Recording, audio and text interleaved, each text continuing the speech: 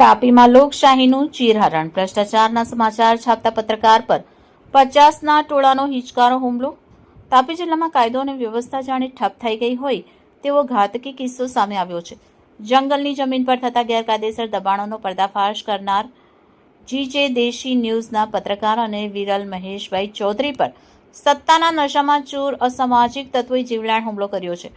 આ હુમલો દર્શાવે છે કે ભ્રષ્ટાચારીઓના મનમાંથી પોલીસનો ડર સાવ નીકળી ગયો છે. જ્યારે સત્ય બહાર આવે છે ત્યારે અસત્યના પાયા હચમચી જાય છે. જંગલ જમીન કૌભાંડના સમાચારથી ફફડી ઉઠેલા તત્વોએ કાયરતાપૂર્ણ પગલું ભર્યું. વહેલી સવારે 40થી 50 અજાણ્યા શખ્સોના ટોળાએ પત્રકારના ઘરે હંગામો કર્યો. પત્રકાર ઘરે ન મળતા તેમને ડોલવણ માર્કેટ પાસે આંતરીને રાકેશ ફતેહસિંહ ચૌધરી અને તેના સાગરીતોએ હિંસક હુમલો કર્યો. પત્રકારનો અવાજ દબાવવો અને ભવિષ્યમાં કોઈ ભ્રષ્ટાચાર સામે ન બોલે તેવો ડર પેદા કરવો.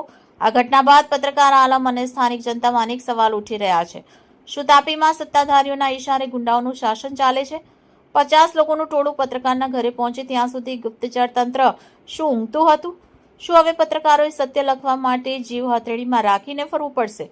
કલમનો અવાજ દબાવી શકાય છે, પણ સત્યને કચડી શકાતું નથી. જો આજે પત્રકાર સુરક્ષિત નથી તો આવતીકાલે સામાન્ય જનતાનો અવાજ કોણ બનશે? હાલમાં આ મામલે તાપી એસપી અને ડોલવણ પોલીસ મથકે ફરિયાદ કરી છે.